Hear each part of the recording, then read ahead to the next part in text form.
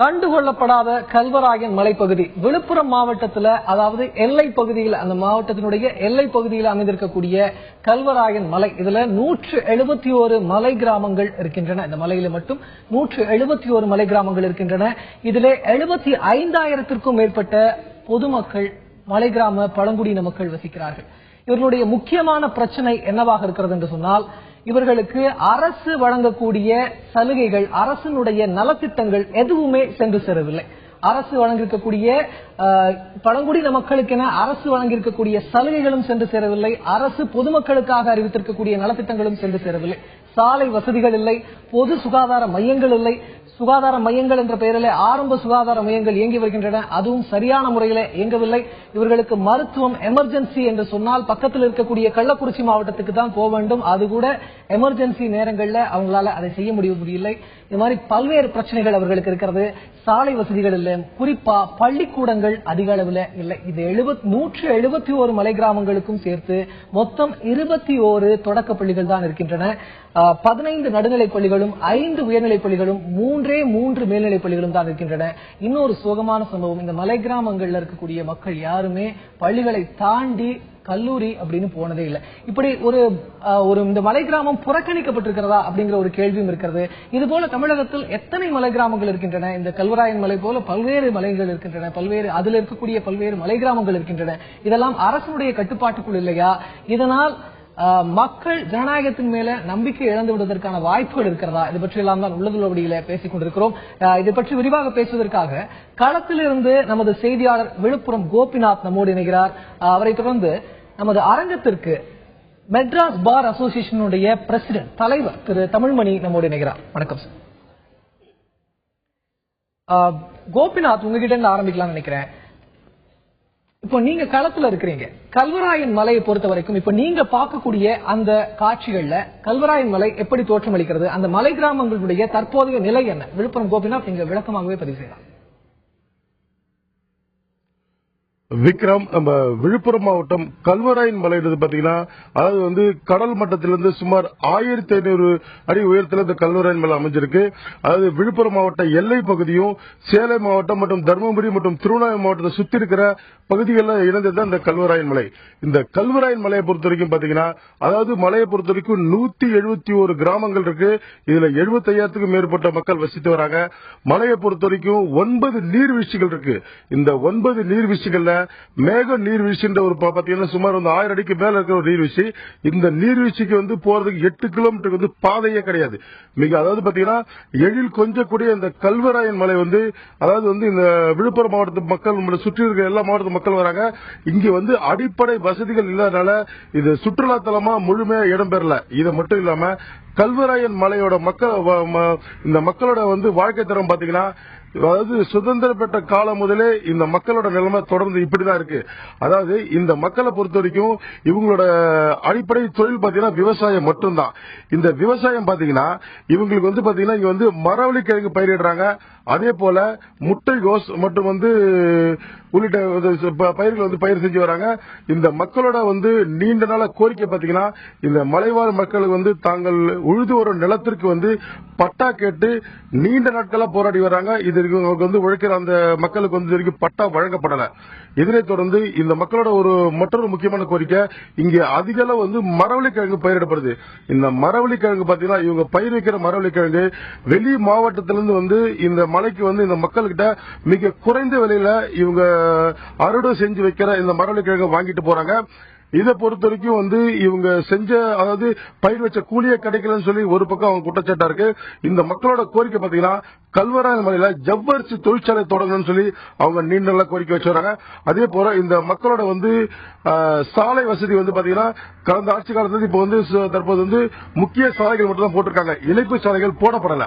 இதுல இந்த மக்களோட போக்குவரத்து ஒரு கேள்விக்குறியாக இருக்கு. அதே போல இங்க ஆரம்ப சுகாதார நிலையம், அதாவது பாத்தீங்கன்னா 4 ஆரம்ப சுகாதார நிலையம், 18 துணை சுகாதார நிலையங்கள் இருக்கு. இங்க மொத்தம் 12 மருத்துவர்களும் 24 செவிலியர்களும் வேலை செய்யறாங்க. இந்த மருத்துவ வசதி பொறுத்த வரைக்கும் இந்த மலையில வந்து முழுமையா வந்து இது வரைக்கும் வந்து அவங்க வந்து பயன்படல. அதாவது வந்து மருத்துவர்களும் செவிலியர்களும் பெரும்பாலும் வந்து அந்த அந்த கிராமங்களுக்கு சென்று வந்து சேவை புரியுறது வந்து ஒரு பெரிய வந்து அவங்க சிரமப்படுறாங்க. இதனால இந்த மக்கள் வந்து ஏராளமாக உயிரிழந்திருக்காங்க. இவங்களுக்கு வந்து ஒரு பெரிய ஒரு சிகிச்சை பெறணும்னா அருகில் இருக்கிற கள்ளக்குறிச்சி தான் வந்து வரணும். சுமார் 2 மணி நேரம் வந்து இந்த மலையிலிருந்து கீழே இறங்கி வந்து இவங்க வந்து சிகிச்சை பெற்று போனோம். ஆனால் இதுக்குள்ளே வந்து ஏராளமானவர் வந்து உயிரிழந்து போறாங்க. இது மட்டும் இல்லாமல் இந்த மக்களோட வந்து மாணவர்களோட கல்வித்தரம் வந்து மேலும் வந்து ரொம்ப ஒரு பெரிய லெவலில் அவங்க வளர்ச்சி அடையல. மொத்தத்தில் பாத்தீங்கன்னா கல்வராயன் மலையை பொறுத்த வரைக்கும் இது வரைக்கும் பின்தங்கிய பகுதி, பின்தங்கிய மாவட்டன்ற மாதிரி மலைவாழ் மக்களோட வந்து ரொம்ப பின்தங்கி இருக்கிற பகுதியாகும். அரசோட நலத்திட்டங்கள் எங்களுக்கு முழுமையா வந்து கிடைக்கலன்னு சொல்லி அவங்க ஒரு பக்கம் குற்றம் சாட்டுறாங்க. அதை பாத்தீங்கன்னா இதுல இருக்கிற வந்து ஒரு சில அரசு அதிகாரிகள் இங்க வேலை செய்யறவங்க அதை பாத்தீங்கன்னா குப்பை சுப்பா அப்படின்னு சொல்லி ஒரு பேரை போட்டுட்டு இவங்களுக்கு வர வந்து சேர வேண்டிய இந்த நலத்திட்ட உதவிகள் வந்து வழியில தட்டி பறிச்சா சொல்றாங்க. இங்க இருக்கிற அரசியல் அமைப்புகள் ஒரு கோரிக்கை வைக்கிறாங்க. பாத்தீங்கன்னா இந்த மலைவாழ் மக்களுக்கு வந்து சென்றடையக்கூடிய திட்டங்களை வந்து ஒரு கண்காணிக்க அனைத்து கட்சியினர் உறுப்பினர்களை கொண்டு ஒரு கண்காணிப்பு குழு அமைக்கணும்னு சொல்லி அவங்க கோரிக்கை வச்சிருக்காங்க. இந்த மலையை பொறுத்த வரைக்கும் ஒரு சிறந்த சுற்றுலா தலமா மாற்றலாம். ஆனா இது வந்து பாத்தீங்கன்னா இதுக்கான நடவடிக்கை இது வரைக்கும் எந்த அரசுமே மேற்கொள்ளல. தொடர்ந்து இணைப்புல இருங்க விழுப்புரம் கோபிநாத். நிச்சயமாக பல்வேறு குற்றச்சாட்டுகளை, பல்வேறு பிரச்சனைகளை அங்கிருந்து பதிவு செஞ்சீங்க. திரு தமிழ்மணி, உங்ககிட்ட நான் கேட்க வேண்டியது, இது போல பல மலை கிராமங்கள் இருக்கிறது, பல மலைகள் இருக்கிறது. அரசு உண்மையில் இந்த மலை கிராமங்களை எல்லாம் கண்டுகொள்ளவில்லையா? பெரிய அளவில் இல்லை என்பதே உண்மை. இந்த கல்வராயன் மலையை பொறுத்தவரை ஒரு சின்ன விசித்திரம் இருக்கிறது. 1947 நாம் சுதந்திரம் அடைந்தாலும் அங்கிருந்த 3 பாளையக்காரர்கள், சின்ன ஜமீன்தார்கள், அரிய கவுண்டர், ஜடைய கவுண்டர், குறும்ப கவுண்டர் என்கிறவர்கள் இந்த 1200 சதுர கிலோமீட்டர் பகுதியை இந்தியாவுக்குள் கொண்டு வரவில்லை. நாங்கள் தனி சாம்ராஜ்யம் என்று இருந்து வந்தார்கள். 25/6/1976 நேஷனல் எமர்ஜென்சி இருந்தபோது சில தந்திரங்களை கையாண்டு அவர்களை மிரட்டி இந்த பகுதி இந்தியாவில் கொண்டு வரப்பட்டது. இதனால் இது இந்தியாவுடைய கடைசி பிள்ளை அல்லது சவளை பிள்ளை என்று சொல்லலாம். இன்று வரை அது சவளை பிள்ளையாகவே இருக்கிறது. இன்னொரு வேடிக்கையை சொல்லுகிறேன். நான் சொல்லுவது போல் ஒரு 6-7 இடங்கள் இருக்கின்றன. குறிப்பாக சொல்ல வேண்டும் என்பதற்காக ஒன்றே ஒன்று சொல்லுகிறேன். வெள்ளிமலை என்பது இங்கு இருக்கிற கிராமங்களில் சற்று பெரிய கிராமம். அதிலிருந்து சின்ன திருப்பதி என்கிற இடம் 27 கிலோமீட்டர். இந்த மலையாளிகள் என்கிற மலைவாசிகள் டிரைபல்களுக்கு அந்த சின்ன திருப்பதி தான் குலதெய்வம், பெருமாள் தான் குலதெய்வம். அந்த 27 கிலோமீட்டர் தூரத்திற்கு 23 கிலோமீட்டர் தூரத்திற்கு சாலை இருக்கிறது, 4 கிலோமீட்டர் சாலை இல்லை. 27 கிலோமீட்டரில் வெள்ளிமலையிலிருந்து 7 கிலோமீட்டர் தரடிப்பட்டு என்கிற இடம் வரை காலையில் ஒரு முறையும் மாலையில் ஒரு முறையும் பேருந்து வந்து செல்லும். அதை விட்டால் 27 கிலோமீட்டருக்கும் பேருந்து கிடையாது. கிட்டத்தட்ட 35 சிறு சிறு மலைவாழ் கிராமங்கள் இருக்கின்றன. ஒரு 12,000 18,000 பேர் இங்கு வசிக்கிறார்கள். பள்ளி செல்ல வேண்டிய வயதில் மிக குறைவாக பார்த்தால் கூட ஒரு 2,500 பேர் இருக்கிறார்கள் அந்த ஒரு இடத்தில். இது நான் சொல்லுகிற ஒரு உதாரணம், முழுமை அல்ல. இதுபோல் இன்னொரு 6 இடங்கள் இருக்கின்றன. இதனால் ஒவ்வொரு பகுதியிலிருந்தும் இளைஞர்கள், சிறுவர்கள் பள்ளிக்கு போவதில்லை. 5ஆம் வகுப்பு வரை படித்து விடுகிறார்கள். ஒரு 3 கிலோமீட்டர் 4 கிலோமீட்டர் நடந்து போய் ஆரம்ப பள்ளி படிக்கலாம். இன்னும் ஒரு 2 கிலோமீட்டர் நடந்து போய் 8ஆம் வகுப்பு வரை படிக்கலாம். அதற்கு பிறகு அவர்களுக்கு இல்லை. 3 தொழில் செய்கிறார்கள். இந்த பஸ் வசதி இல்லாத காரணத்தால் அங்கே டாஸ்மாக் ஷாப்புகள் இல்லை. ஒவ்வொரு கிராமத்திலும் அவர்களே காய்ச்சுகிறார்கள், அவர்களே குடிக்கிறார்கள், அவர்களே அழிந்து போகிறார்கள். ஒவ்வொரு கிராமத்திலும் நான் இதை பொறுப்பெடுத்துக் கொண்டு ஆணித்தரமாக சொல்லுகிறேன். நான் நேரே நடந்து ஒவ்வொரு இடத்துக்கும் நடந்து போய் ஒரு ஆராய்ச்சி செய்தேன் 6 மாதங்களாக. கருமந்தரையைச் சேர்ந்த வழக்கறிஞர் திரு லட்சுமணன் அவர்களும் திரு தாடி வெங்கடேஷ் அவர்களும் முழுமையாக என்னை ஒவ்வொரு இடமாக அழைத்து போய் காட்டினார்கள். அங்கு சாலை இல்லை, மருத்துவ வசதி இல்லை. சாலை இல்லாததனால் வேலை வாய்ப்புகள் இல்லை. சாலை இருந்து அல்லது சாலை இருக்கிற இடத்தில் பேருந்து இருக்குமானால் அவர்கள் எங்கே வேலை கிடைக்குமோ அங்கு வரக்கூடிய வாய்ப்பு இருக்கிறது இல்லை. நான் அந்த இளைஞர்களிடம் பேசி பார்த்தேன். மிக புத்திசாலித்தனமான இளைஞர்களாக இருக்கிறார்கள். அவர்களுக்கு என்னை திரும்ப கேட்கிறார்கள், எதற்காக என்னை படிக்க சொல்லுகிறீர்கள், எனக்கு யார் வேலை கொடுப்பார்கள், எந்த பள்ளியில் எனக்கு யார் பணம் கட்டுவார்கள், நான் இங்கிருந்து பள்ளிக்கு போக வேண்டுமானால் 27 கிலோமீட்டர் போக வேண்டும், 25 கிலோமீட்டர் நடந்து போய் ஒரு 2 கிலோமீட்டர் பஸ்ஸில் ஏறி நான் காலையில் போய்விட்டு மாலையில் திரும்பி வந்தால் காலையில் நான் 7 மணிக்கு போனால் இரவு 9 மணிக்கு வருவேன். மழை விளக்கில் கிடையாது, பாதைகள் மோசம், எதற்கு படிக்க வேண்டும், நான் என்ன சாதிப்பேன்? விவசாயம் மன்னிக்கணும். இப்போ யார் எனக்கு பணம் கட்டுவாங்க அப்படின்னு அந்த இளைஞர் கேட்டதா சொல்றீங்க. மலைவாழ் மக்களுக்கு, குறிப்பாக பட்டியலினத்தவரை சேர்ந்த ஷெட்யூல் ட்ரைப் இனத்து மக்களுக்கு அரசு வழங்கியிருக்கக்கூடிய முக்கியமான சலுகை கல்வியில இடஒதுக்கீடு, மக்கள் அரசு கொடுக்கக்கூடிய ஸ்காலர்ஷிப். இது அந்த மக்களுக்கு அந்த சலுகை இருக்கிறதா தெரியுமா? மிக நிச்சயமா அவர்களுக்கு தெரியும், இருக்கிறது. ஒரு 10% பேர் அதை பயன்படுத்திக் கொண்டிருக்கிறார்கள். 100 பேர் இருப்பார்கள் என்றால் அதிகமாக 20% பேர் 80% நான் யார் பணம் கட்டுவார்கள் என்ற கேள்வி எந்த அடிப்படையில் கேட்கிறேன் என்று சொன்னால் 27 54 கிலோமீட்டர் போய் வந்து ஒரு 9ஆம் வகுப்பு 10ஆம் வகுப்பு மாணவன் படிப்பது என்பது சினிமாவில் நடக்கலாம், நிஜ வாழ்க்கையில் அல்ல. 6 மணி நேரம் போய் வருவதற்கு அங்கேயே தங்கி படித்தால் அவனுக்கு 1500 ரூபாய் மாதம் தேவைப்படுகிறது. வீட்டிலிருந்து போகாமல் பள்ளி இருக்கிற இடத்திலேயே அங்கு சில ஹாஸ்டல்கள் இருக்கின்றன. சில என்ஜிஓக்கள் ஹாஸ்டல் நடத்துகிறார்கள் குறைந்த கட்டணம் வாங்கிக் கொண்டு. அந்த கட்டணத்தை கூட 3000 ரூபாய் ஆகும் என்றால் அவர்கள் 1000 ரூபாய் வசூலிக்கிறார்கள். 2000 ரூபாய் நன்கொடையாக வருகிறது. அந்த 1000 கூட கட்டக்கூடிய வருமானம் அந்த பையனுடைய அந்த பெண்ணுடைய தாய் தகப்பனுக்கு இல்லை. ஏன்னா அவர்களுக்கு வேலை வாய்ப்பு இல்லை. நிலைமையை சரியாக புரிந்து கொள்ள வேண்டும். இது போன்ற பகுதிகள் 5 பகுதிகள் இருக்கின்றன. நான் இன்னொரு வேடிக்கையை சொல்கிறேன். ஒவ்வொரு முறையும் பொது தேர்தலுக்கு அந்த வேட்பாளர் என்ன செய்கிறார் என்றால் ஒரு 20 லாரிகள், ஒரு 20 டிராக்டர்களை அனுப்புகிறார். இந்த 10,000 12,000 மக்களும் வெள்ளி விளக்கு அழைத்து விடப்படுகிறார்கள். அவர்களுக்கு உணவெல்லாம் அளிக்கப்பட்டு இந்த வேட்பாளர் தரிசனம் கொடுக்கிறார். எனக்கு கிடைக்கிற வாக்களிக்க வேண்டும் என்று கேட்டுக் கொள்கிறார். அவர்கள் சென்று சந்திப்பதில்லை, முடியாது, வாய்ப்பில்லை. அவர்களும் போவதற்கு ரோடுகள் இருந்தாலும் சாலைகள் பழுதாகி இருக்கின்றன. மலைச்சாலைகள் நீங்கள் புரிந்து கொள்ள வேண்டும். ஒரு பெருமழை வருமானால் அரித்துவிடும். எனவே அவர்கள் போவதில்லை. அவர்கள் அழைத்து வரப்பட்டு அன்றைக்கு ஒரு நாள் எப்போதெல்லாம் தேர்தல் வருகிறதோ அப்போதெல்லாம் அந்த ஏழை கிராமவாசிகள் நல்ல உணவு சாப்பிடுகிறார்கள். அருகில் இருக்கிற வெள்ளிமலையில், அருகில் இருக்கிற சேராப்பட்டில், அருகில் இருக்கிற கருமந்துறையில் உணவளிக்கப்பட்டு இந்த வேட்பாளர்களுக்கு எல்லாம் ஒரு தெய்வத்தை போல காட்சி செய்து தந்து எனக்கு வாக்களிக்க வேண்டும் என்று கேட்டுக்கொண்டு அவர்களை கவனிக்க வேண்டிய விதத்தில் கவனித்து அவர்கள் திரும்ப அந்த ஊருக்கு கொண்டு இறக்கி விடப்படுகிறார்கள். ஆனால் தேர்தல் பூத் உண்டு, அங்கு அவர்கள் வாக்களிக்கிறார்கள். இது ஒவ்வொரு தேர்தலுக்கும் நடக்கிற வேடிக்கையான வாடிக்கை. விழுப்புரத்தில் இருக்கக்கூடிய செய்தியாளர்கிட்ட கேட்கிறேன், கோபிநாத், நீங்க அங்க அந்த களத்துல எத்தனை பள்ளிக்கூடங்கள் இருக்கிறது? இப்ப அவங்க ஒரு உயர்நிலை பள்ளிக்கோ ஆரம்ப பள்ளிக்கோ போகணும்னா அந்த கிராமங்கள்ல இருந்து எவ்வளவு தூரம் பயணம் செய்ய வேண்டியிருக்கிறது? கோபிநாத், நீங்க அதை சொல்லலாம். விக்ரம், இப்ப நம்ம இந்த மலையை பொறுத்த வரைக்கும் பாத்தீங்கன்னா இந்த மொத்தம் 171 மலை கிராமங்கள்ல மொத்தம் இருக்கிறதே பாத்தீங்கன்னா இதனோட பள்ளிகள் வந்து தொடக்க பள்ளிகள் 21 தான்.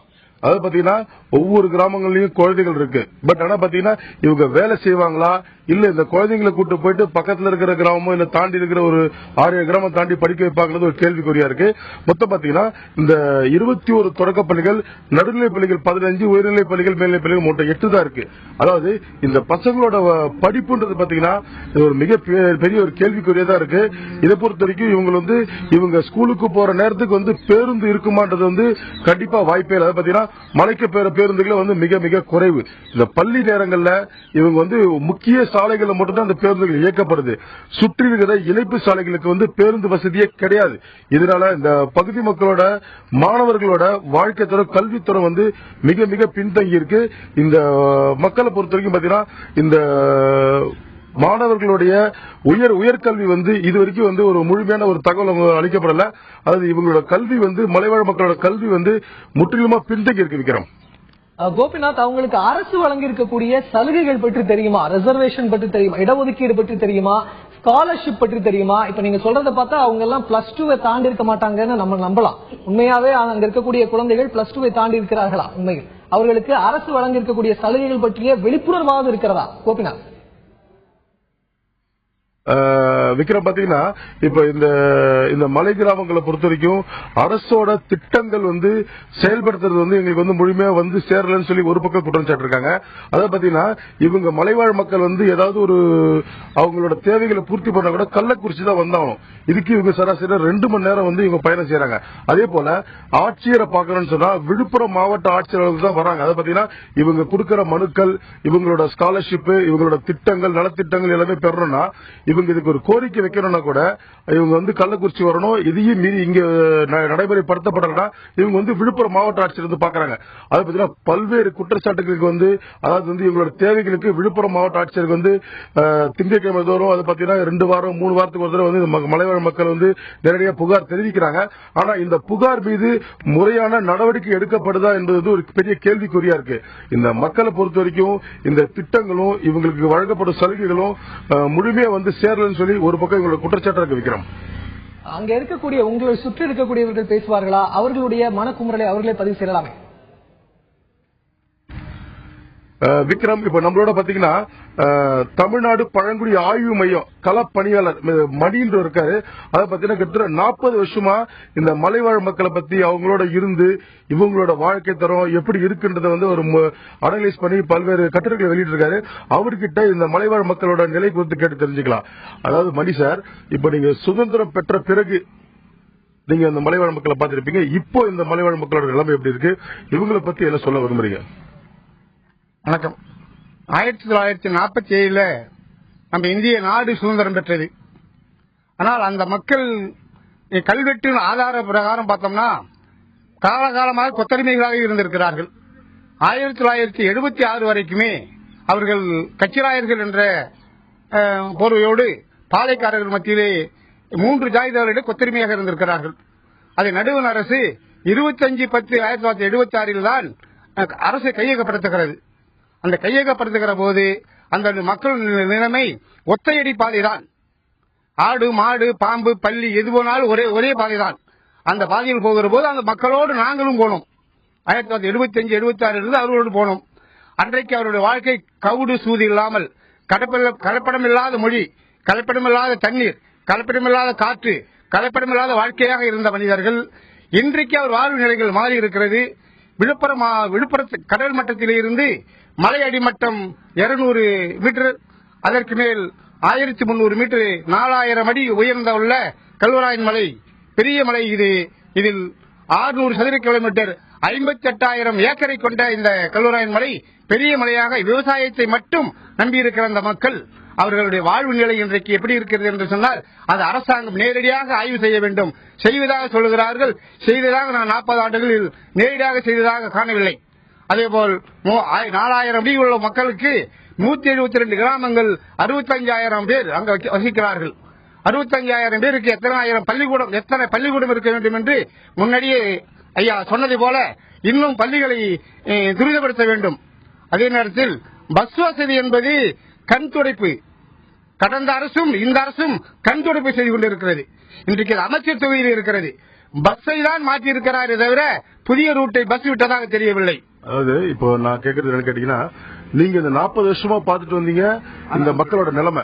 இப்போ நீங்க அப்ப பார்த்ததுக்கும் இப்ப பார்த்ததுக்கும் அவங்க விவசாயம் செஞ்சு வாழ்றாங்க. இதை தவிர இவங்க வாழ்க்கையில முன்னேற்றம் அடைஞ்சிருக்காங்க. பாத்தீங்கன்னா நகர்ப்புறத்துல ஒவ்வொரு ஸ்டெப் பை ஸ்டெப்பா இவங்க முன்னேறி வராங்க.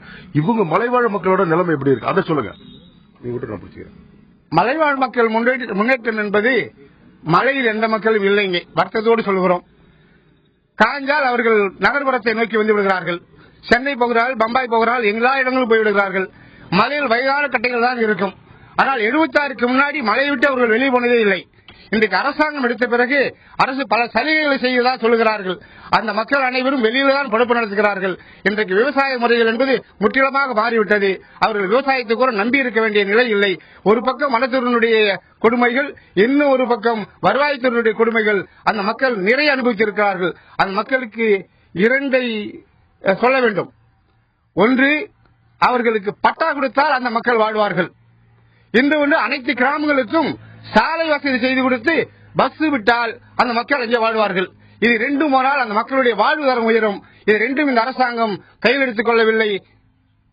அதாவது இப்போ நீங்க பார்த்த வரைக்கும் அந்த பசங்க ஏற்கனவே வந்து பள்ளிகள் இருந்தது, இப்ப 12 வரைக்கும் அங்க படிக்கிறாங்க. இந்த பசங்க மேல் கல்விக்கு ஏதாவது வெளியில போய் படிச்சிருக்காங்களா? இவங்க இந்த படிப்பு எந்த அளவுக்கு இருக்கு? டீச்சர்ஸ் ஒழுங்கா வராங்களா? டாக்டர்ஸ் ஒழுங்கா வராங்களா? உண்மையை சொல்லலாமா? சொல்லுங்க. அது 1954 காமராஜர் திண்ணை பள்ளிக்கூடம் என்று 3 பள்ளிக்கூடத்தை ஆரம்பித்தார். அதில் படித்த மாணவர்கள் 3 பேர் இன்றைக்கு ஆசிரியர்கள் ஓய்வு பெற்றிருக்கிறார்கள். அதற்கு பின் கல்வி என்பது ஓரளவு கல்வியில் தூரமாக படித்தாலும் வளர்ச்சி பெற்றிருக்கிறார்கள். ஆனால் தன் குழந்தைகளை படிக்க வைப்பதற்கு அவர் ரொம்ப சிரமப்படுகிறார்கள். 40 கிலோமீட்டர் நடந்து வந்து அவர் ஆசிரியரை சேர்க்க வேண்டும். 20 கிலோமீட்டர் நடந்து வந்துதான் தன் குழந்தைகளை படிக்க வைக்க வேண்டும். அருகாமையில் உள்ள இடத்திலே 50 பிள்ளைகள் தான் ஆசிரியரை சேர்க்கிறார்கள். அந்த இன்னொரு இடத்துக்கு போகணும். ஆனால் கல்வராயன் மலை சுற்றுலா முதலில் சொல்லி இருக்கிறோம், 100 கிலோமீட்டருக்கு 100 கிலோமீட்டர் அந்த வழிநடங்கள் இருக்கிறது. ஆனால் பள்ளிக்கூடம் கம்மி, வசதி கம்மி. இன்னும் பள்ளிக்கூடங்களை உயர்த்த வேண்டும். இன்னும் மேல்நிலை பள்ளிகளையும் அங்கே அமைக்க வேண்டும். தனியார் மேல்நிலை பள்ளிகள் வந்துவிட்டது. அதில் பணம் மலைவாழ் மக்களால் கொடுத்து படிக்க வைக்க முடியவில்லை. அரசாங்கம் கல்வியிலே கவனம் செலுத்த வேண்டும். அந்த மக்களுக்கு ஒரு 3 ஊருக்கு ஒரு பள்ளிக்கூடத்தை ஆரம்பிக்க வேண்டும். 20 ஊருக்கு ஒரு பள்ளிக்கூடம் என்று சொன்னால் அந்த மக்களுடைய மேம்பாடு இருக்காது. ஆனால் மக்கள் படித்து வெளியே வந்திருக்கிறார்கள், பல துறைகளை பணியாற்றுகிறார்கள். ஆனால் அவர்கள் கேட்டால் கூட நகர்ப்புறத்தில் வந்து வசதி பெற்றோம், மலையில் வசதி பெறவில்லை என்றுதான் சொல்கிறார்கள். விக்ரம், இவர் பாத்தீங்கன்னா 40 வருஷமா அந்த மலைவாழ் மக்களோட அவர் ஒன்றிய அவங்ககிட்ட வந்து இருக்கிற கலாச்சாரத்தை பார்த்திருக்காரு. இவர் ஒரு ஆய்வு மேற்கொண்டு கட்டுரை வெளியிட்டிருக்காரு. இவரோட குற்றச்சாட்டை பொறுத்த வரைக்கும் பாத்தீங்கன்னா, அதாவது 3 கிராமங்களுக்கு ஒரு பள்ளிக்கூடமாவது இருக்கணும்னு சொல்லி ஒரு கோரிக்கை வச்சிருக்காரு. அதே போல இவர்களோட ஆசிரியரோட எண்ணிக்கை வந்து அதிகப்படுத்தணும். இப்ப பாத்தீங்கன்னா நம்ம தொடக்கப்பள்ளியை பொறுத்த வரைக்கும் 21 தொடக்கப்பள்ளிகள் இருக்கு. இந்த 21 தொடக்கப்பள்ளிகள்ல மொத்தம் இருக்கிற ஆசிரியர்கள் வந்து 42 பேர் தான். அதே மாதிரி நடுநிலைப் பள்ளியில 15 நடுநிலைப் பள்ளி இருக்கு. இதுல 45 ஆசிரியர்கள் தான் வேலை செய்யறாங்க. இதே மாதிரி வந்து உயர்நிலைப் பள்ளி, மேல்நிலைப் பள்ளி எல்லாத்துலயும் பாத்தீங்கன்னா மாணவர் ஆசிரியர் விகிதாச்சாரம் மிக மிக குறைவா இருக்கு. அதாவது இவ்வளவு மாணவர்களுக்கு ஒரு ஆசிரியர்ன்றது வந்து கண்டிப்பா இவங்களோட கல்வி தரத்தை வந்து முழுமையா அவங்களுக்கு வழங்க முடியாது. மாணவர்களோட கல்வி தரமா கண்டிப்பா வந்து மேலும் குன்றி வருன்றதுல அச்சமே இல்ல. விக்ரம், ஜமீன்தாரி ஒழிப்பு அந்த சட்டத்தை கொண்டு வந்ததன் மூலமாக இந்திய அரசு பல்வேறு ஜமீன்தாரி கிராமங்களை கையகப்படுத்தியது. ஜமீன்தார்கள் வைத்திருந்த அந்த கொத்தடிமை முறையையும் அவர்கள் அகற்றினார்கள். இந்த கல்வராயன் மலை இந்த கேஸ்ல மட்டும் அவங்களுக்கு அந்த இதை செய்ய முடியல, அந்த ஜமீன்தாரி ஒழிப்பை செய்ய முடியாததற்கான காரணங்கள் என்னவாக? 76 வரை அவர்கள் வெயிட் செய்வதற்கான காரணம் என்ன? ஒரு சின்ன சட்ட சிக்கல். எது அந்த ஆங்கிலத்தில் எழுந்த ஒரு சின்ன சட்ட சிக்கல் தான் இவ்வளவுக்கும் காரணம். அவர்கள் என்ன செய்திருத்தார்கள் என்றால், தொடர்ந்து வழக்குகள் உயர்நீதிமன்றத்திலே கீழே கடலூர் சப்கோர்ட்டில் போட்டு இந்த இடம் தங்கள் கையை விட்டு போகாமல் அந்த 3 பேரும் பார்த்துக் கொண்டார்கள். ரொம்ப ஒரு வினோதமான நிகழ்ச்சியில் எப்படி எடுத்தார்கள் என்று சொன்னால், 25/6/76 அன்று அந்த 3 பாளையக்காரர்களும், அரிய கவுண்டர், ஜடைய கவுண்டர், குறும்ப கவுண்டர், அவர்கள் பல்லக்கில் தான் பயணம் செய்வார்கள். அந்த பல்லக்கு இவர்களும் டிரைபல், அந்த பாளையக்காரர்களும் டிரைபல், பல்லக்கை தூக்கியவர்களும் டிரைபல். 3 பல்லக்கில் கடலூர் நீதிமன்றத்துக்கு வந்தார்கள். நீதிமன்றத்தை முடித்துவிட்டு வெளியே வந்த பிறகு ஒருவர் சொன்னார், உங்களிடம் கலெக்டர் பேச விரும்புகிறார், வாருங்கள் என்றார். இவர்களும் ஆர்வமாக போனார்கள். ஒரு தனி கட்டளத்தில் கலெக்டர்களை கூப்பிட்டு ஒரு கப்பு டீயை கொடுத்து விட்டு, உட்காருங்கள், இது என்ன என்று ஒரு போட்டோவை காண்பித்து கேட்டார். ரொம்ப வேடிக்கையான நிகழ்ச்சி. அந்த போட்டோவை பார்த்து சொன்னார்கள், என்ன எங்கள் ஆட்கள் பல்லக்கில் சுமந்து வருகிறார்கள், அதுதானே இது என்ன வேடிக்கை இருக்கிறது, எதற்காக எங்களை கூப்பிட்டீர்கள் என்று கேட்டார்கள். இல்லை, நன்றி நீங்கள் சொன்னதற்கு. இது எமர்ஜென்சி காலம். 20 பாயிண்டுகளில் ஒன்று கொத்தடிமை ஒழிப்பு என்பது. நீங்கள் கொத்தடிமையை வைத்து தூக்கி கொண்டு வருவீர்கள் என்று எஸ்பியை கூப்பிட்டு எஃப்ஐஆரை போட்டு இவர்கள் தூக்கி உள்ளே வையுங்கள். ஒன்று எழுதி கொடுத்து விட்டு இடத்தை அரசாங்கத்திடம் ஒப்படைத்து விட்டு ஓடி போங்கள். நாங்கள் ஏதோ உங்களுக்கு காம்பன்சேஷன் கொடுக்கிறோம், இல்லை என்றால் அடுத்து சிறைச்சாலை என்ற பிறகு வேறு வழி இல்லாமல் இவர்கள் 3 பேரும் வழக்குகளை திரும்ப பெற்றுக்கொண்டு அரசாங்கத்தில் ஒப்படைத்தார்கள்.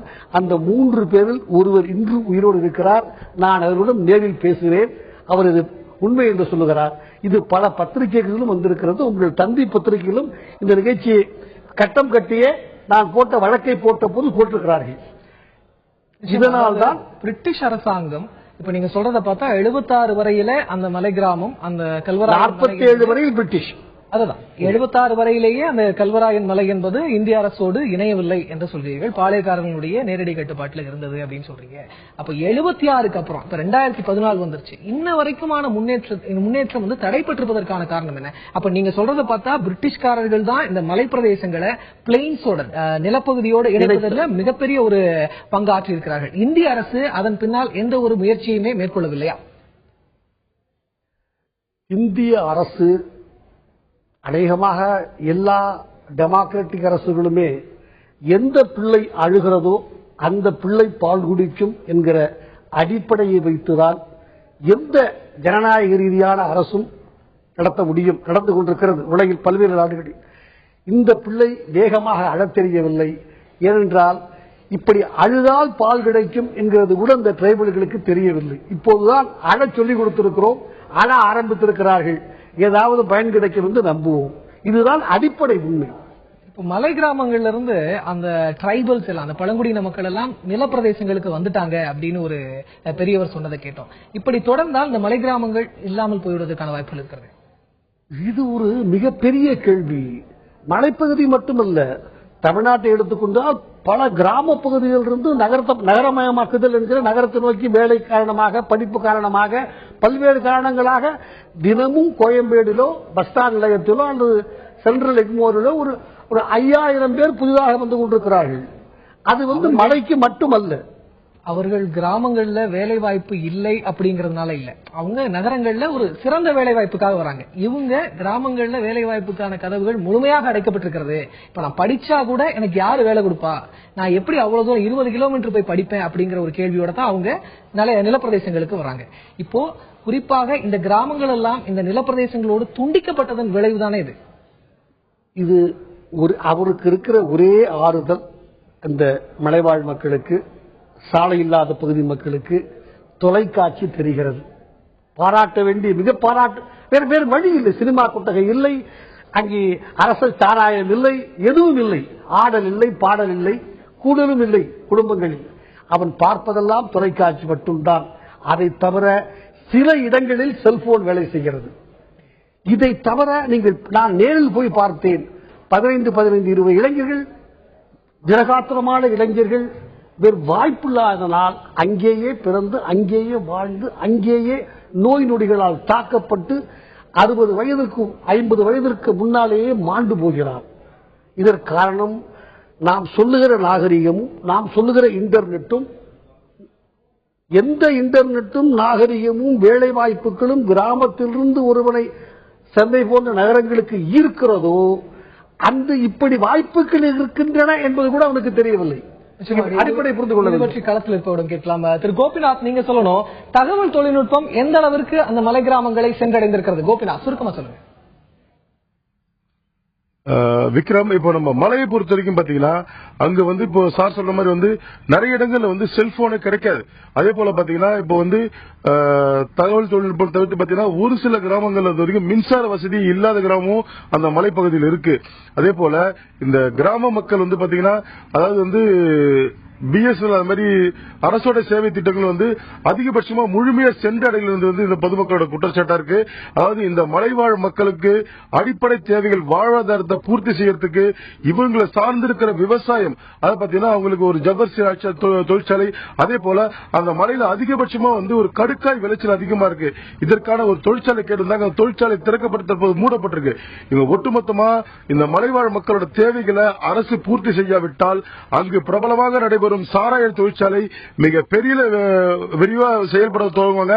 இவங்களுக்கு வேற வழி இல்லாம இவங்க சாராயம் காய்ச்சறதுக்கான அடுத்த கட்ட நடவடிக்கைகள் தான் இந்த மலைவாழ் மக்கள் போவாங்கன்றதுல எந்த மாற்று கருத்து இருக்க முடியாது. விக்ரம், கோபிநாத், இப்ப அவங்களுடைய பிரதான தொழில் என்பது என்ன? இப்ப அவங்க நிலப்பிரதேசங்களுக்கு வர வேண்டாம், பிளெயின்ஸுக்கு வராம அவங்க மலை கிராமங்களிலேயே அவர்களுடைய பிரதான தொழில் கிளாசிக்கல் ஒர்க் எம்ப்ளாய்மெண்ட் என்பது என்ன? விக்ரம், இப்ப மலையை பொறுத்தவரைக்கும் பாத்தீங்கன்னா அதிகபட்சமா விளைச்சல் வந்து பாத்தீங்கன்னா மரவள்ளி கிழங்கு தான். இது வந்து மலையில மட்டும் பாத்தீங்கன்னா 10,000 டன் வந்து ஒவ்வொரு சீசனுக்கு வந்து அவங்க வந்து இந்த மரவள்ளி கிழங்கு வெட்டுறாங்க. இவங்களுக்கு அடுத்து பாத்தீங்கன்னா முட்டைகோஸ் விளையுது, இது மாதிரி வந்து காய்கறிகள் விளையுது. இது மட்டும் இல்லாம இந்த மலைவாழ் மக்கள் இவங்க கண்டிப்பா முழுமையா நம்பிக்கிறது விவசாயத்தை மட்டும்தான். வேற வேற எந்த தொழிலுமே இங்க கிடையாது. இது இவங்களோட கோரிக்கை பார்த்தீங்கன்னா ஜவ்வரிசி தொழிற்சாலை அரசாங்கமே வந்து அங்க தொடங்கினாங்கன்னா இவங்களுக்கு நல்ல லாபம், அதாவது விளைபொருளுக்கெல்லாம் நல்ல லாபம் கிடைக்கும். இவங்க மேலும் மேலும் வந்து இந்த விவசாயத்தை வந்து விரிவுபடுத்துறதுக்கு வாய்ப்பா இருக்கும். இப்ப வெளி மாவட்டங்கள் இருந்து இந்த மலைவாழ் மக்களை ஏமாற்றி, அதை பாத்தீங்கன்னா இவங்களை பொறுத்த வரைக்கும் வந்து வெளியில இருந்து ஜவ்வரிசி ஆலை உரிமையாளர்கள் இங்கு வந்து முகாமிட்டு இவங்களுக்குள்ளே ஒரு கூட்டணி அமைச்சு இதுக்கு மேல வந்து இந்த மரவள்ளிக்கிழங்கு எடுக்க வேணாம்னு சொல்லி முடிவு பண்றாங்க. இதனால இந்த பகுதியில வந்து விவசாயிகள் வந்து இவங்க சொல்ற ரேட்டுக்கு, ஏன்னா இவங்ககிட்ட வேற காசு பணம் கிடையாது. இதை எடுத்துட்டு போய் சேலமோ இல்ல தருமபுரியோ இல்ல விழுப்புரம் மாவட்டத்தில் மரவள்ளிக்கிழங்கு வந்து எடுத்துட்டு போய் விற்பனை பண்ற அளவுக்கு இவங்களுக்கு வந்து அந்த வசதி கிடையாது, பொருளாதார வசதி கிடையாது. அதனால இங்க வர்ற வந்து தொழிற்சாலை, தனியார் தொழிற்சாலை உரிமையாளர்கள் இவங்களை வந்து ஒரு அடிமை மாதிரி வச்சிருந்து இவங்களுக்கு தேவையான பணத்தை கொடுத்து இவங்கிட்ட வந்து விளைபொருளை வாங்கிட்டு போறாங்க. இதுக்கு அரசாங்கம் உடனடியாக ஒரு நடவடிக்கை மேற்கொண்டு இந்த மலைப்பகுதியில ஒரு ஜவ்வரிசி தொழிற்சாலை தொடங்கணும். அதே போல நிறுத்தி வைக்கப்பட்டுள்ள கடுக்காய் தொழிற்சாலை திருப்பி தொடங்கினாங்கன்னா இந்த மலைவாழ் மக்களுக்கு மிக மிக பயனுள்ளதா இருக்கும். விக்ரம், இப்போ திரு கோபிநாத் சொன்ன மாதிரி அவர்களுடைய பிரதான தொழிலே விவசாயமாக இருக்கிறது. மரவள்ளி கிழங்கு அவங்க அருமையா விளையுது அப்படின்னு சொல்றாங்க. நமக்கு தெரிந்த தகவல்களின் படியில தக்காளி நல்ல விளைச்சல் இருக்கிறது, மாம்பழங்கள் விளைச்சல் இருக்கிறது, தென்னை விவசாயம் நல்லா செய்வதற்கான வாய்ப்புகள் இருக்கிறது அப்படிங்கறதெல்லாம் நமக்கு தெரியுது. இவ்வளவு விளைச்சல் இருந்தும், இவ்வளவு விவசாயம் என்பது செழித்திருக்கக்கூடிய பூமியாக இருந்தும் கூட அவர்கள் இன்னமும் உணவுக்கு பிரச்சனை இருக்கிறது, தண்ணீருக்கு பிரச்சனை, இது போன்ற பல்வேறு பிரச்சனைகள் இருப்பதற்கு காரணம் என்ன? இன்னொரு கேள்வி, 76 2014 வரை இந்திய அரசினுடைய நேரடி கட்டுப்பாட்டில் இருக்கக்கூடிய கல்வராயன் மலையில இந்திய அரசு எந்த ஒரு முயற்சியுமே மேற்கொள்ளாமல் இருப்பதற்கு காரணம் என்ன? ரெண்டு விதமாக புரிந்து கொள்ள வேண்டும். ஒன்று, கரும்பு, பாக்கு, தக்காளி, மா, வாழைப்பழம் இவைகளெல்லாம் மிகச் சிறப்பாக விளைகிறது. அது சந்தேகம் வேண்டாம் உங்களுக்கு. அவர்களை ஒரு 50 பேர்களை குழுக்களாக திரட்டி ஒரு தொழில் செய்வதற்கு பயிற்சி அளித்து ஒரு நபார்டு மூலமாக, வங்கிகள் மூலமாக உதவி செய்து, இல்லை இண்டஸ்ட்ரியல் இன்வெஸ்ட்மெண்ட் கார்பரேஷன் மூலமாக உதவி செய்து அவர்களை ஒரு வழிப்படுத்த வேண்டியதை புரிந்து கொள்ள வேண்டும். யாரும் தானே கற்றுக்கொள்வது என்பது இயலாத காரணம். அதற்கு அங்குள்ள யாரும் முயலவில்லை. இவர்களை அடிமைகளாக இருக்கிற வரைதான் அங்கு இருக்கிற வசதிப்படுத்தவர்களுக்கு ஆதாயம் என்கிற மனப்பான்மை பெரிய அளவில் இருக்கிறது. இது ஒன்று. அரசாங்கம் அங்கு ஒரு மொத்தம் 2 லட்சம் ஓட்டுகள் தான் இருக்கின்றன எல்லாம் சேர்ந்து. அதனால் அவர்களது அதுவும் ஒரு 3-2 பாராளுமன்ற தொகுதிகளில் பிரிந்து போய் கிடக்கிறது, ஒன்றாக இல்லை. அதனால் அவர்களால் அதை மக்களை ஒன்றுபடுத்த முடியவும் இல்லை, அவர்களுக்கு அழத் தெரியவில்லை, கேட்க தெரியவில்லை. அவர்களுக்கு கிடைக்க ரொம்ப சுருக்கமாக சொல்லுகிறேன். 4 விஷயங்கள். ஒரு 30 சிற்றுந்துகள் ஒரு நாளைக்கு ஒவ்வொரு பஸ்ஸும் 6 ட்ரிப் விட்டால் அவர்கள் வெளியூர்களுக்கு வேலைக்கு போய்விடுவார்கள், படித்து விடுவார்கள். 2, அங்கு ஒரு 10 பிரைவேட் செக்டார்ல பர்மிட் பண்ணி 10 மரவள்ளி கிழங்கு ஃபேக்டரி, ஒரே ஒரு கரும்பு சக்கரை ஃபேக்டரி, ஈனி ஃபேக்டரி, பாக்கு தட்டி செய்யறது மிக மிக லாபகரமான தொழில். எக்ஸ்போர்ட் வேல்யூ, நல்ல எக்ஸ்போர்ட் வேல்யூ, அருமையா பாக்கு தட்டி செய்யலாம். ஒரு வீட்டுக்கு இன்டீரியர் வில்லேஜஸ்க்கு சாலை நீங்க உடனே போடவில்லைன்னா கூட ஒரு குடும்பத்துக்கு 2 கறவை மாடுகள் கொடுத்து அந்த பாலை எடுத்துக் கொண்டு வந்தால் அது அவர்களை மிகப்பெரிய அளவில் 3 ஆண்டுகளில் அவர்கள் நமக்கு இணையாக, நகரத்துக்கு இணையாக வந்து விடுவார்கள். அதை செய்யக்கூடிய இதுவரை யாரும் முயற்சி செய்யவில்லை என்பதுதான் வேதனைக்குரியது. 5000 இளைஞர்கள் ஒவ்வொரு மாதத்துக்கு ஒரு முறை ஆந்திராவில் உள்ள சித்தூர் மாவட்டத்திற்கு செம்மரம் வெட்டுவதற்கு செல்கிறார்கள். எப்படியும் ஒரு வருடத்தில் 3-4 பேர் சுட்டுக் கொல்லப்படுகிறார்கள். அவர்களுக்கு 15 நாள் போனால் 25,000 ரூபாய் கிடைக்கிறது என்பதனால் அவர்களை ஈர்க்கிறது. செத்து போனாலும் தவறில்லை. என் குடும்பத்துக்கு 4 முறை நான் போய்விட்டு வந்தால் 1 லட்சம் ரூபாய் என்பது அந்த மலை கிராமத்தில் மிகப்பெரிய தொகை. என் குடும்பம் இப்படி சொன்னவர்கள் இருக்கிறார்கள்.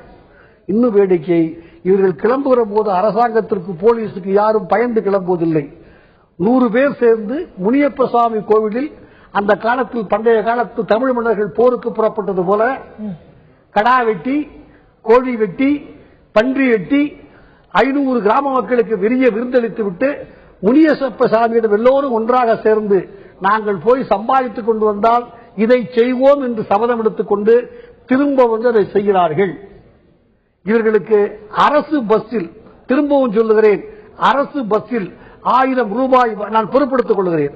1000 ரூபாய் வாங்கிக் கொண்டு செல்லுகிற பாதையிலிருந்து விலகி போய் இரவு 2 மணி 1 மணி 12 மணிக்கு மலையில் ஏறி சித்தூர் மாவட்டத்தில் சம்பந்தமே இல்லாத இடத்திற்கு போய் இறக்கி விடுகிறார்கள். அதற்கு பிறகு அவர்கள் மலையேறுகிறார்கள். திரும்ப வருகிற போதும் இத்தனை மணிக்கு இந்த இடத்தில் பஸ் காத்துக் கொண்டிருக்கும், அதற்கும் 1000 ரூபாய் திரும்பி வருகிறார்கள். தொடர்ந்து தினம்தோறும் நடந்து கொண்டிருக்கிறது. செத்துக் கொண்டிருக்கிறார்கள், பாம்பு கடியில் சாய்கிறார்கள், இடி விழுந்து சாய்கிறார்கள், துப்பாக்கி சூட்டில் சாய்கிறார்கள். வேறு வழி இல்லை. இப்படி தொடர்ந்து அதை அனுமதித்தால் ஒரு 20,000 இளைஞர்கள் நக்சலைட்டாக மாறிவிடக்கூடிய அபாயம் இருக்கிறது. எதிர்கால நலன் கருதி இந்திய சர்க்காரும் தமிழக அரசும் உடனடியாக ஏதாவது செய்ய வேண்டும். நிச்சயமாக தமிழ்மணி. திரு கோபிநாத், உங்ககிட்ட கேட்க விரும்புகிறேன். இப்பொழுது திரு தமிழ்மணி சொன்னதெல்லாம் நீங்க கேட்டுப்பீங்க. கிட்டத்தட்ட 20,000 இளைஞர்கள், அவருக்கு தெரிந்தே 5,000 இளைஞர்கள் சித்தூர் மாவட்டத்திற்கு வேலைக்கு செல்கிறார்கள். அங்கே செம்மரம் வெட்டுவதற்காக செல்கிறார்கள். இது சட்டவிரோதமானது. அது செம்மரம் வெட்டுவதற்காக அவர்கள் செல்கிறார்கள். அங்கே சுட்டுக் கொல்லப்படுகிறார்கள் என்ற ஒரு தகவலை அவர் தன்னுடைய அதிகாரப்பூர்வமான தகவலாக அவர் சொல்கிறார். அவர் அதற்கு பொறுப்பேற்பதாகவும் சொல்கிறார். இது உண்மைதானா திரு கோபிநாத்?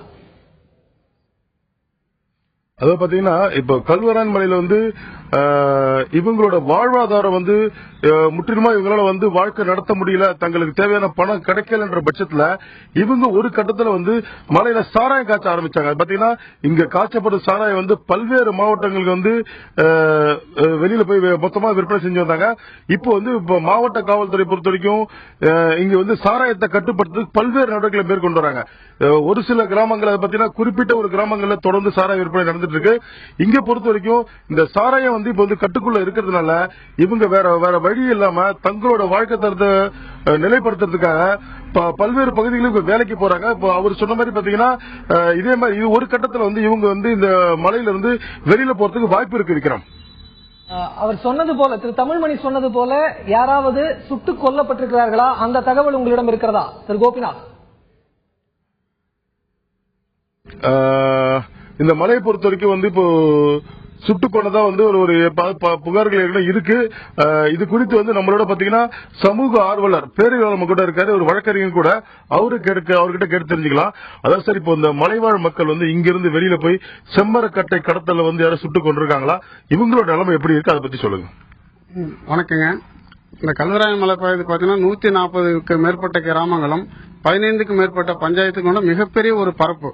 தமிழகத்தில் இருக்கக்கூடிய மலைகளிலே இது வந்து சிறந்த பெரிய மலைப்பகுதி. ஆனா இந்த மலைப்பகுதியில் இருக்கிற மக்கள் வந்து பாத்தீங்கன்னா இன்றைய வரைக்கும் எந்த விதமான அடிப்படை வசதிகள் கூட அவருக்கு கிடைக்கப்படவில்லை. உதாரணத்துக்கு சொல்ல போனா சாலை வசதி, பேருந்து வசதி, மின் நுகர்வு, அதே போல சுகாதாரம், இது போன்ற கல்வி போன்ற விஷயங்கள் அடிப்படையாக கூட அவங்களுக்கு இன்னும் கிடைக்கப்படவில்லை. இந்த ஒரு சப்ஜெக்ட் வாங்க. அதாவது பாத்தீங்கன்னா இந்த மலைவாழ் மக்கள் இங்கிருந்து வெளியில போய் யாராவது வந்து சுட்டுக் கொல்லப்பட்டிருக்காங்க, அதை பத்தி உங்க தகவல் தெரியுமா? கண்டிப்பா. வந்து இந்த பகுதியில் இருக்கக்கூடிய இளைஞர்களுக்கு இங்க வந்து எவ்விதமான வேலை வாய்ப்பு என்பது கிடைக்கப்படவில்லை. அவர்களுடைய அடிப்படையான அவர்கள் உணவு கூட இங்க வந்து விவசாயத்தை நம்பி இருப்பார்கள். விவசாயம் என்பது இந்த பல முதலாளிகள் வந்து அங்கு முகாமிட்டு அவருடைய பயிர் செய்யக்கூடிய அந்த மரவழியை வந்து பாத்தீங்கன்னாக்க அவர் கிடைப்பது மிகப்பெரிய குறைவான தொகை தான் கிடைக்கும். இப்படிப்பட்ட விஷயங்கள் எல்லாம் சேகோ ஃபேக்டரி, அதே போல ஜவுளி சாலைகள் அந்த மலைப்பகுதியில் உருவாக்கினா வேலைவாய்ப்பு என்பது கிடைக்கும். இந்த நபர்கள் வேற எந்த விதமான சட்டவிரோதமான செயல்களில் ஈடுபடாமல் இருப்பதற்கு வாய்ப்பாகவும் இருக்கும். நீங்கள் கேட்டதை போன்று இன்றைக்கு பல மாவட்டங்களுக்கு சென்று செம்மரக்கட்டைகளை கடத்துவதற்கு பல முதலாளிகள் சட்டவிரோதமாக இந்த இளைஞர்களுக்கு ஆசை வார்த்தைகளை கூறி அவர்கள் வந்து அவர்கள் போய் பெரிய அளவில் பொருளாதார மாற்றம் ஏற்படுவதற்கு கிடையாது. ஆனால் குறைந்த கூலிக்கு இவர்களை அடிமைகளாக வைத்துதான் அங்கேயும் பயன்படுத்துகிறார்கள். அப்படி பயன்படுத்தும் போது நிறைய பேர் வந்து அங்க இருக்கிற பல மாவட்டங்கள், பல வெளி மாநிலங்களுக்கு கூட தப்பிச் செல்ல முடியாமல் அவர்களுடைய துப்பாக்கிகளுக்கு இரையாகி நிறைய பேர் இறந்திருக்கிறார்கள், நிறைய பேர் குண்டடிப்பட்டிருக்கிறார்கள், நிறைய பேர் சிறைகள் கூட இருந்து வருகிறார்கள். விக்ரம், இவர் பாத்தீங்கன்னா இவர் ஒரு வழக்கறிஞர், ஒரு பேரு சமூக ஆர்வலர். இவர் வந்து அந்த தகவல் உறுதிப்படுத்துறாரு. பாத்தீங்கன்னா இங்க இருக்கிற இளைஞர்களை ஆர்சவாத்த கூறி இவங்களுக்கு காசுக்கு அடிமையாக்கி இவங்க வந்து கொத்தடிமைகளை வச்சு பல்வேறு வந்து சமூக விரோத செயல்களுக்கு இந்த மலைவாழ் மக்கள் வந்து பயன்படுத்தப்படுறாங்கிறது வழக்கறிஞரோட ஒரு குற்றச்சாட்டு இருக்கு. விக்ரம், திரு கோபிநாத், இறுதியாக நம்மளுடைய நிகழ்ச்சியினுடைய இறுதி கட்டத்துக்கு வந்துட்டு ரொம்ப சுருக்கமா அந்த மக்களுடைய கோரிக்கை என்னவாக இருக்கிறது, அரசுக்கு அவர்கள் வைக்கக்கூடிய வேண்டுகோள் என்ன, ரொம்ப சுருக்கமா பதிவு செய்யுங்க திரு கோபிநாத். விக்ரம், இந்த பகுதியை சேர்ந்த சங்கர் நம்மளோட இருக்காரு. இப்போ மலைவாழ் மக்கள், அது உங்க பகுதிக்கு இந்த மலைவாழ் மக்களுக்கு அரசுக்கு என்ன கோரிக்கை வைக்கிறாங்க, அவங்க வாழ்க்கையில முன்னேறதுக்கான என்ன தேவை அவங்க எதிர்பார்க்கறாங்க? நல்ல மருத்துவம் இங்க இல்ல, அது அவசியம். அடுத்தது தொழில் இல்ல. ஏன்னா விவசாயம் கூட இங்க செய்ய முடியாது. மலைகள் எல்லாமே மேடும் பள்ளமா இருக்கு. வானம் பார்த்த பூமியா தான் வாழ்ந்துகிட்டு இருக்காங்க. இந்த மக்களுக்கு முதல்ல ஒரு பெரிய தொழிற்சாலை, ஏதாவது ஒரு நூல் தொழிற்சாலையோ அல்லது ஏதாவது ஒரு தொழிற்சாலையை உருவாக்கி கொடுத்தா தான் அந்த மக்கள் வாழவே முடியும். அந்த அளவுக்கு ரொம்ப ரொம்ப வறுமையில இருக்காங்க. அது இல்லாம கல்லூரி இல்ல, பள்ளிக்கு படிக்கக்கூடிய மாணவர்கள் பாத்தீங்கன்னா பருத்திக்காடுன்ற ஒரு இங்க விவசாயம் பாத்தீங்கன்னா ஆடி மாசத்துல இருந்து ஒரு 6 மாதங்களுக்கு முக்கு போடுவாங்க. அதுக்கு என்ன பண்றாங்க, மலையில இருந்து குறைந்த கூலிக்கு குழந்தைங்க எல்லாத்தையும் இங்க கூட்டிட்டு வந்துடுறாங்க. அவங்க படிப்பு அதுல வீணா போயிடுறாங்க. அதாவது இன்னொன்னு என்னன்னா, அவங்களுக்கு ஒரு உலகத்தை பத்தி தெரிஞ்சக்கூடிய செய்திகள் எதுவும் இல்ல. ஆசிரியர்கள் பாத்துக்கிட்டீங்கன்னா நிறைய ஆசிரியர்கள் பதிவா இருக்காங்களே ஒழிய எந்த ஆசிரியரும் அங்க போறதே கிடையாது. இவங்க எல்லாருமே இங்கேயே தங்கி முகாமிட்டு இருக்காங்க. குறைந்த அளவில் 2000 ரூபாய், இவங்க 30,000 சம்பளத்தை வாங்கிட்டு 2000 ரூபாய் 3000 ரூபாய்க்கு ஒரு அங்கேயே ஏதாவது 10ஆம் வகுப்பு 12ஆம் வகுப்பு அல்லது ஏதாவது ஒரு சின்ன ஒரு அடிப்படை கல்வி படிச்ச ஒரு மாணவர் ஆசிரியர் மாணவிகளை கொண்டு வந்து என்ன பண்ணிடுறாங்க, ஆசிரியரை நியமிச்சிடறாங்க. மாதானா இவங்க சம்பளம் வாங்கிடுறாங்க. இது ஒரு பெரிய வேலை நடந்துட்டு இருக்கு. இதனால அவங்களுக்கு சரியான கல்வி போய் சேரல. மருத்துவம், சாலை வசதி ரொம்ப ரொம்ப பெரிய மன வருத்தத்துக்குரியதா இருக்கு. சாலை வசதி. அப்புறம் பாத்தீங்கன்னா இந்த விவசாயம், இந்த இப்ப மரவள்ளி கிழங்கு பாத்தீங்களா, வட்டிக்கு என்ன பண்றாங்க, 20 ரூபாய் 100க்கு 20 ரூபாய் 10 ரூபாய் வட்டிக்கு அங்க இருக்க விவசாயிகள் போய் வாங்கிட்டு வந்துடுறாங்க. முன்கூட்டியே சேகோ ஃபேக்டரி அந்த ஜவ்வரிசி தொழிற்சாலை அதிபர்கள்ட்ட வாங்கிட்டு வந்துடுறாங்க. அந்த மாதம் கடந்த உடனே இவங்க வேற யாருக்கும் மாத்தி விற்க முடியாது. ஒரு யாருக்கிட்ட நான் ஒப்பந்தம் போட்டு நான் பணம் வாங்கிட்டு வந்தனோ அந்த மில்லுக்காரர் கேட்கிற ரேட்டுக்கு தான் கொடுக்க முடியுது. கட்டாய சூழல் உருவாக்கிடுறாங்க. அந்த மில்லு, அதாவது அந்த ஜவ்வரிசி தொழிற்சாலைக்காரங்களுக்குள்ள ஒரு பெரிய ஒப்பந்தம் போட்டுக்கிறாங்க. இந்த பகுதி பூரா நான் தான் எடுத்துக்குவேன், இந்த பகுதி பூரா நான் தான் எடுத்துக்கணும். அவங்களுக்குள்ள ஒரு பிரிவினை பிரிச்சுக்கிறாங்க. அதனால இவங்க சொல்ற விலைக்கு தான் அந்த மரவள்ளி எடுக்கிறாங்க. மிக மிக தரமானது. அதுக்கு அந்த மரவள்ளியெல்லாம் பார்த்தீங்கன்னா நல்லா மிகவும் அழகா நல்லா இருக்கும், நல்ல தரமா இருக்கும். அதையும் அந்த மாதிரி செய்யறாங்க.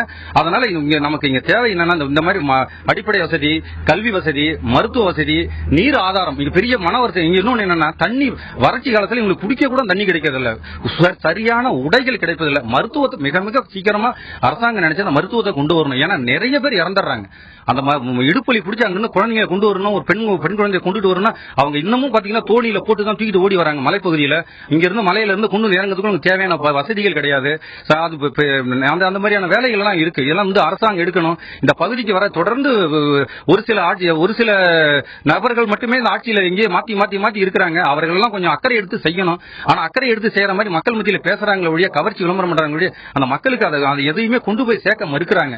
அது ஏன்னா அவங்களை ஒரு வடிமையா வைக்கணும்னு நினைக்கிறாங்களோ இல்ல அவங்களுக்கு ஏதாவது விழிப்புணர்வு நினைக்கிறாங்களோ தெரியல. அந்த கல்வி வந்தாலே மக்கள் விழிப்புணர்வு ஏற்படும். முதல் அடிப்படை கல்வி கொடுக்க சொல்லுங்க. விக்ரம், இப்ப இந்த மலைவாழ் மக்களோட இறுதியான கோரிக்கை பார்த்தீங்கன்னா, தங்களுக்கு முறையான பேருந்து வசதி, முறையான மருத்துவ வசதி, முறையான கல்வி வசதி, தாங்கள் தொழில் செய்யறதுக்கான அடிப்படை ஆதாரத்தை தமிழக அரசு ஏற்படுத்தி தரணும்னு சொல்லி ஒரு இறுதியான கோரிக்கை வச்சிருக்காங்க. விக்ரம், நன்றி கோபிநாத். திரு தமிழ்மணி, உங்ககிட்ட மீண்டும் வருகிறேன். அரசுக்கு நீங்கள் வைக்கக்கூடிய கோரிக்கை என்ன? இதுபோல் தர்மபுரி ஏற்கனவே நம்மளுடைய நக்சல்பாரி கிராமங்களாக இருந்த வரலாறு எல்லாம் நமக்கு தெரியும். இதுபோன்று அரசு கண்டுகொள்ளாமல் விடக்கூடிய இந்த கிராமங்களால் சமூக விரோத செயல்கள் அதிகரிப்பதற்கான வாய்ப்புகள் இருக்கிறதா? சுருக்கமாக அரசுக்கு நீங்கள் வைக்கக்கூடிய கோரிக்கை என்னவாக இருக்கிறது? உடனடியாக எங்கெல்லாம் சாலை இருக்கிறதோ அங்கு ஒரு 30 மினி பேருந்துகளை ஒரு நாளைக்கு 6 தடவை இயக்குங்கள். அவர்கள் வெளியூருக்கு வேலைக்கு போவதற்கும் படிக்க போவதற்கும் மருத்துவ வசதிக்கு போவதற்கும் பெரிய அளவில் உபயோகமாக இருக்கும். சாலை இல்லாத இடங்களில் சாலையை போடுங்கள். ஒரு உள் கிராமங்களுக்கு அங்கேயே கிட்டத்தட்ட ஒரு 30,000 பேர் வசிக்கிறார்கள். ஒரு குடும்பத்துக்கு 2 கறவை மாடுகளை முதலமைச்சருடைய திட்டத்திலேயே கொடுத்து அந்த பாலை திரும்ப எடுத்து வந்து முக்கிய ஊர்களுக்கு அவர்களுக்கு பணம் விடக்க ஏற்பாடு செய்யுங்கள். கரும்பு விளைகிறது, மா விளைகிறது, பாக்கு விளைகிறது, தென்னை விளைகிறது, தக்காளி விளைகிறது, முட்டைக்கோசு விளைகிறது, கேரட் விளைகிறது. இவைகளையெல்லாம் உற்பத்தியை ஊக்குவியுங்கள். அங்கேயே ஒரு பழத்தை வைத்து ஒரு ஜாம் செய்வது போன்ற தொழிற்சாலைகளை, மரவள்ளி தொழிற்சாலையை ஒரு 10 இடத்தில் வைத்துக் கொடுத்தால் போதும். இதை ஒரு சுற்றுலா தலமாக ஏற்பாடு செய்ய அனைத்து வசதிகளும் அங்கு இருக்கின்றன. செய்தால் ஒரு 30,000 பேருக்கு வேலை கிடைக்கும். அவர்கள் தானாகவே முன்னேறி வருவார்கள். நன்றி திரு தமிழ்மணி. அதாவது அரசனுடைய நலத்திட்டங்கள் பல்வேறு வகையில அரசு செய்து கொண்டுதான் இருக்கிறது. இது போன்ற பழங்குடியினரை காப்பாற்றுவதற்கென்றே இந்திய அரசு ஒரு சட்டத்தையே வகுத்திருக்கிறது. அவர்களுக்கான அத்துணை சலுகைகளையும் அரசு வழங்கிக் கொண்டுதான் இருக்கிறது. ஆனால் இந்த சலுகைகள் எல்லாம் அவர்களுக்கு சரியாக சென்று சேரும் அந்த வழிதான் அடைக்கப்பட்டிருக்கிறது. அந்த அடைப்பை திறந்தால் மட்டுமே இது போன்ற கிராமங்கள் எல்லாம் அரசினுடைய நேரடி கட்டுப்பாட்டிலே இருக்கும். இல்லை என்றால் இது சமூக விரோதிகளுடைய கைகளுக்கு செல்வதற்கான வாய்ப்புகள் அதிகமாக இருக்கிறது என்பதே சமூக ஆர்வலர்களுடைய கோரிக்கையாக இருக்கிறது. அரசுக்கு உள்ளதுள்ளபடியின் சார்பில் நாம் வைக்கக்கூடிய ஒரு அன்பான வேண்டுகோளும் இதுவாகத்தான் இருக்கிறது. அரசு இது போன்ற நலத்திட்டங்களை அந்த கிராமங்களுக்கும் சென்று சேரும் வகையிலே அதை கண்காணிக்க வேண்டும் என்பதே நம்முடைய கோரிக்கையாக இருக்கிறது. களத்திலிருந்து தகவலை பகிர்ந்து கொண்ட செய்தியாளர் கோபிநாத் அவர்களுக்கும், அரங்கத்திற்கு வந்து தன்னுடைய மேலான கருத்துக்களை பகிர்ந்து கொண்ட திரு தமிழ்மணி அவர்களுக்கும், பார்த்துக் கொண்டிருக்கக்கூடிய நேயர்களாகிய உங்களுக்கும் உள்ளதுள்ளபடியின் சார்பில் மனமார்ந்த நன்றிகளை தெரிவித்துக் கொள்கிறோம். நன்றி, வணக்கம்.